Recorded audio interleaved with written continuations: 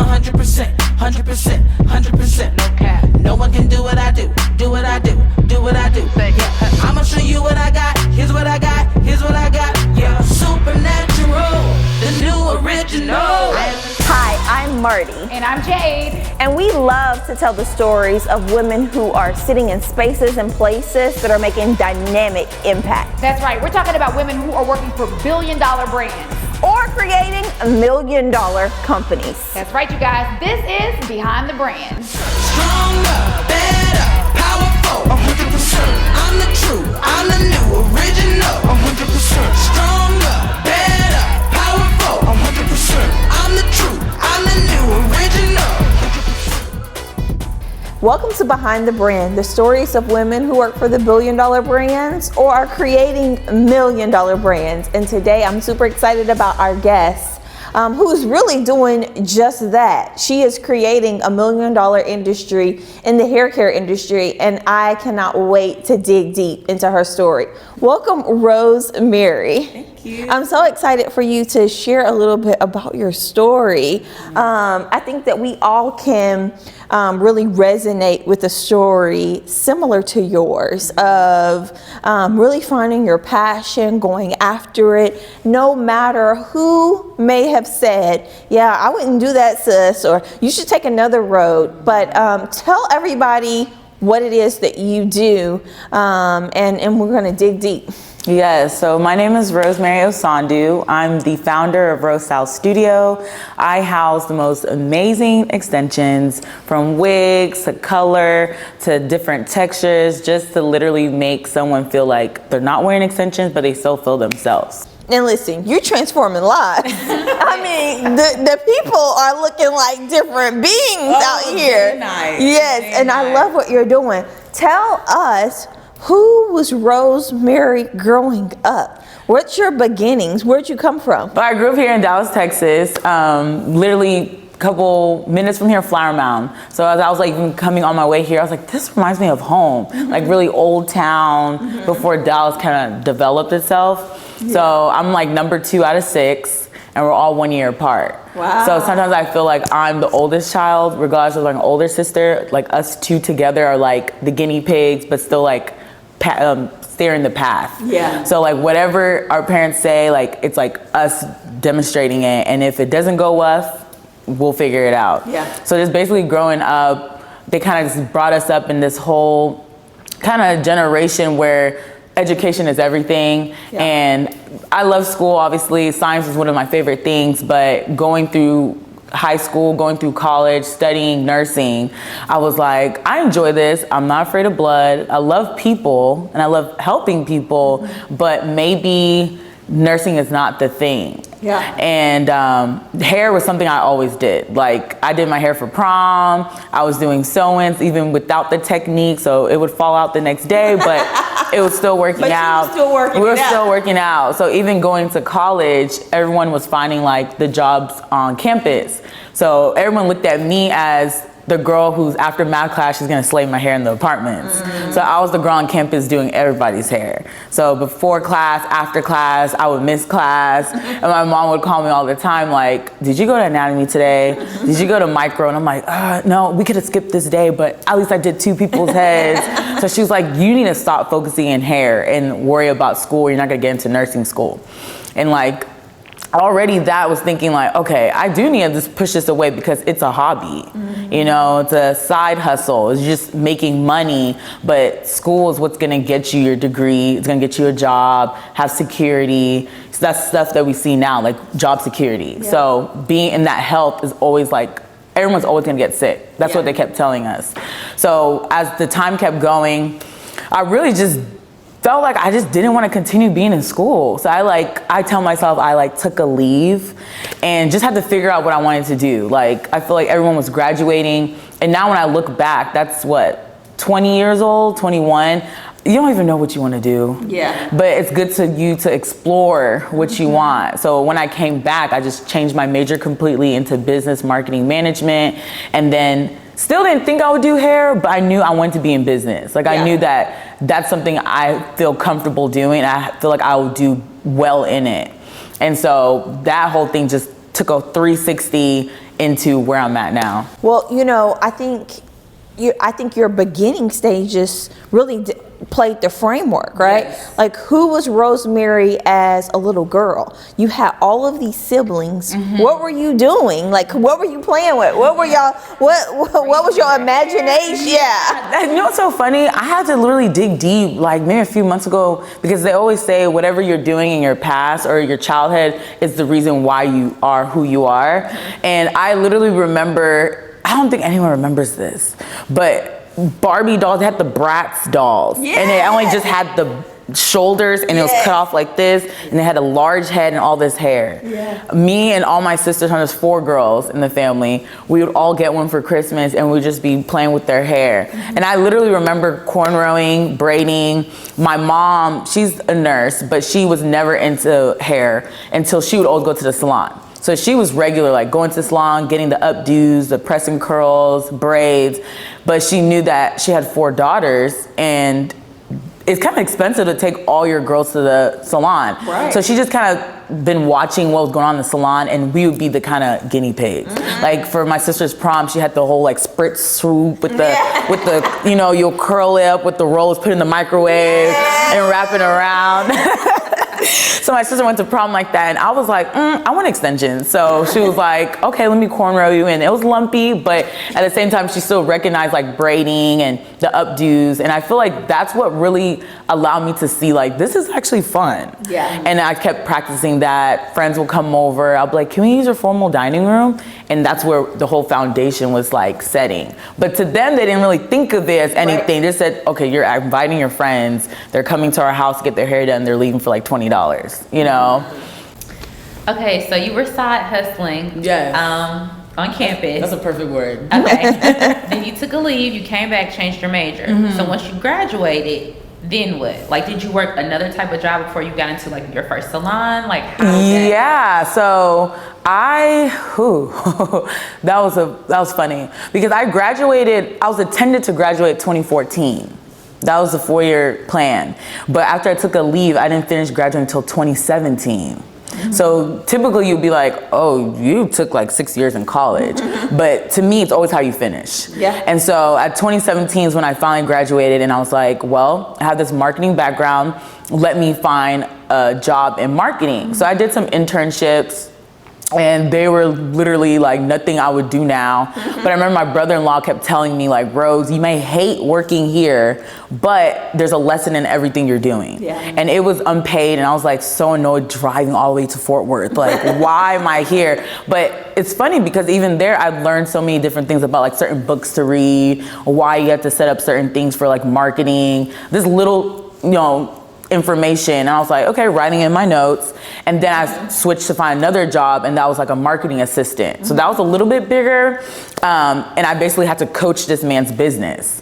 So he had a business and he wanted me to do all the branding. So it was like going to different like conferences, different like at the Tower Club, just doing all these things to like put his business forward. And I knew the specs. I was telling him like, this is what he offers, this is what he does for small, medium businesses. He can bring it to here, like a whole pamphlet. Like I was studying it, but I was still doing hair like 5 to midnight. So that was like my 9 to 5, and then from 5 to midnight I was doing that. And it kind of clicked to me like, okay, I'm doing all this for this guy's business and it's actually working. Let me apply a little bit of that to me. And this is before like I really dived into Instagram. So like this is now 2017. What is that, 4 years ago? Yeah. I was not really on Instagram. I was like on Instagram for personal, but for business, it wasn't really it. And I just started marketing myself. And so it was, I think it was that same year, maybe 3 months after, there was a woman empowerment conference. And I love women empowerment events. My friends would not want to go with me, but I'll just buy like a VIP ticket and I'll just go just to mingle with the women around me most of the time.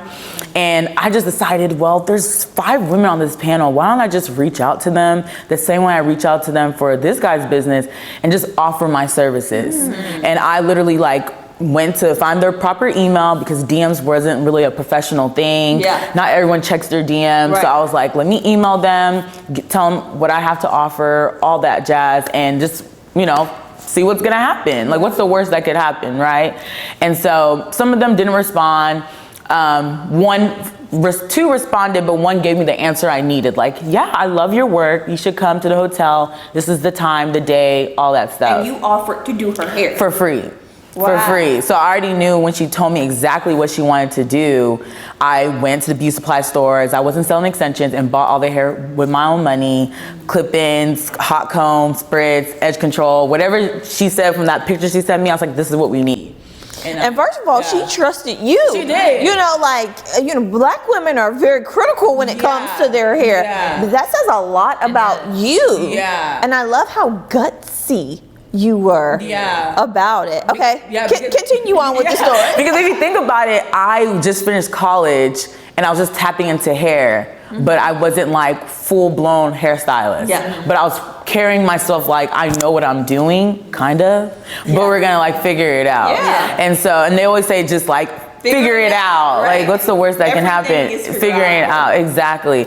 And so when I came to the hotel that Friday after work, we did the hair. She went on stage. She loved it. She was like, "Oh, you're awesome. Coming back tomorrow?" I was like, "Yeah." So I came back Saturday, and in the midst of that, one of the other women that came into the room was it was a woman that I already reached out to. So when I reached out to everyone on the panel, the first one was, her name's Stacey Ike. Yeah. So she's a TV host. I know Stacey. You know Stacey. I was at the conference. Yes, you're at the conference. Oh, yes. Yes, remember I was asking you, like, I remember seeing you at the conference. Yeah. That was the conference. Yeah. Oh, that was the conference. Yeah. And so I reached out to Stacey, had no idea who she was. To this day, we were like great friends. You did her hair? I did her hair. She had the ponytail. I remember her ponytail. So I put like the clip-ins tied into a messy bun, slicked it up, all that stuff. Yeah.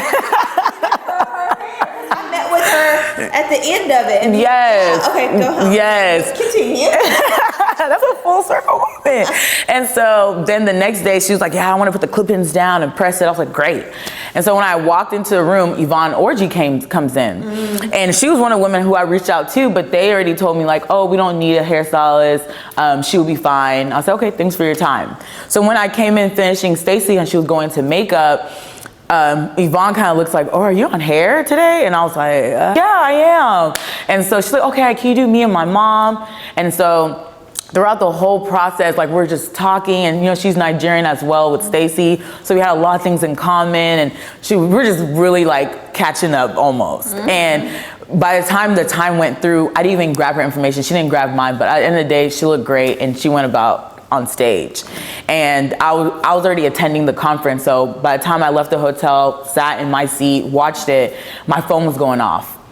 And I didn't understand why, but I was like, I'm not gonna look at it, I'm trying to pay attention. And during intermission, I looked and it was like my Instagram that I created was just going crazy. Someone stopped me like, yeah, Yvonne was looking for your info and she just tagged you and Stacey tagged you. And I was like, they don't even know my page, but I'm glad someone like helped out. And then even friends were like, shocked, like, you didn't tell us this was happening this weekend. I was like, I just kind of just go with it.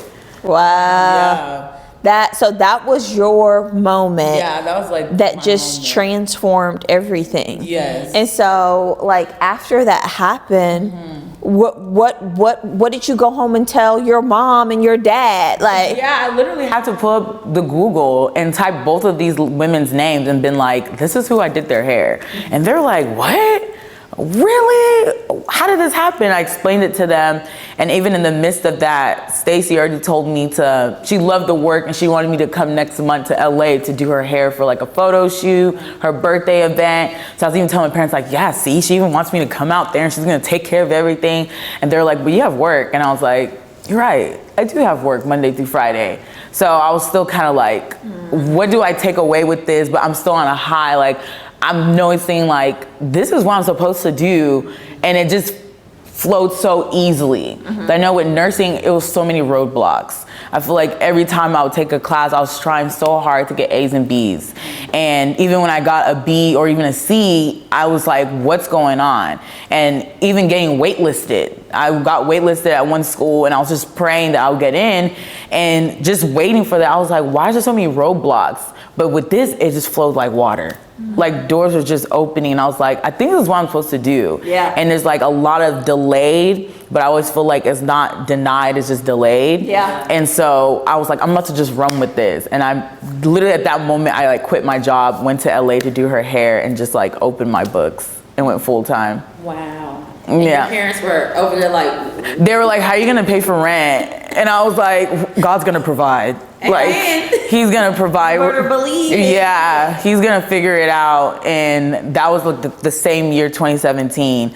I was like, we're just gonna figure it out and just run with the punches. And I think that same end of the year, I filed my LLC actually. Yeah. I like filed it, I was like, let's get real about this. Let's be so serious, put everything we know, all our heart, money. I filed for it and just started being way more serious with hair. And I believe what you focus on will expand. Yes. And so, I love your story. I love how it's so critical to go after what your purpose, your passions, your dreams are, because on the other side of the paralyzing fear of it is opportunity, and you saw that. Correct. What has been, as we wrap up, as you've been on this pathway, what has been some of the biggest lessons that you've learned? And not every day is going to be this sweet, excellent day full of yeses. There's a lot of hard work that goes into it. And there are obstacles that you have to face to go to the next phase of being great. So what have been some of those for you? I would say slow and steady. I feel like slow and steady wins the race. I feel like life is a marathon, business is a marathon, not a race. So I feel like we have to find like a consistent pace.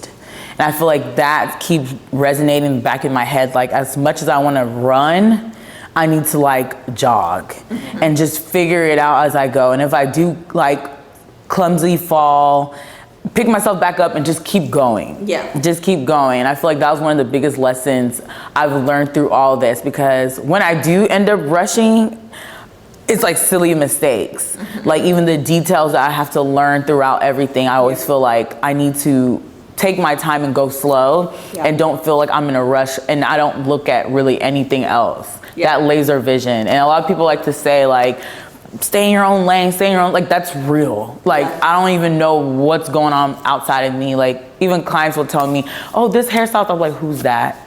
Like I don't even try to pay attention to anything else but what my goal is, and I just run at my own pace. I feel like that's what's gotten me here. Yeah. And it's gonna get you to the next level. It is. Listen, thank you for just being audacious and going after your dreams. I think so many people can learn from being in environments, specifically as immigrant from immigrant families, that they define success in one way, but you're showcasing success at your own terms. And so we are rooting for you as you go slow and steady on your marathon, and it is not a sprint for sure. So we are rooting for you, sis. So thank you for being a woman behind the brand. Thank you.